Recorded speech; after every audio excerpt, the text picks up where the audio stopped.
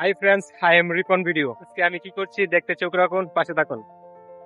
আজকে আমি আই পড়লাম আমাদের জমিতে আইসা ফেনা উনা সাফ করলাম। সাফ করার পর পানি উনি দেখলাম কতটুকু পানি আছে। পানি বাক্কাই আছে আর পায়ে মাছের বাড়ি লাগতেছে।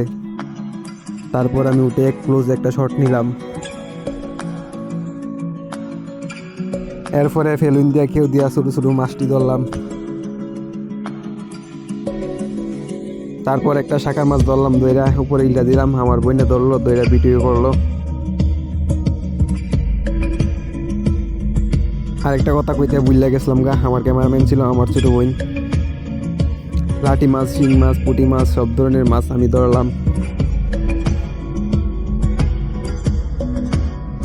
তারপর আমার বোনে দেখাইছিল আমার পিছনে মাছ, আমি মাছ দেখতেছিলাম না। তারপর দেখলাম, ধরলাম। তারপর আমার হাত থেকে ছুটে গেল। ছুটে যাওয়ার পর আমি অনেক তাপড়ায়া কাপলায়া চোপলায়া মাছটাকে দৌড়াইয়া অবশেষে আমি ধরলাম মাছটাকে। মাছ ধরার মুহূর্তটা সত্যি অসাধারণ ছিল। আমাদের এই ডুবাটা ছিল আমাদের বাসার সামনে, তাই আমার আম্মু আমার চাচারা পাহাড় থেকে দাঁড়িয়ে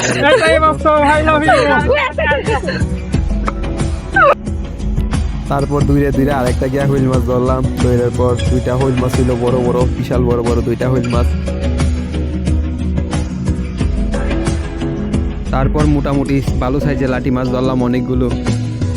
মাছ ধরার সঙ্গী ছিল আমার বিআইকে নিয়ে আজকে অনেকগুলো মাছ ধরলাম। প্রচুর এনজয় করলাম মাছ ধরার মুহূর্তটা। আজকের মতো মাছ ধরা শেষ। ভিডিওটি ছিল বিনোদনের জন্য।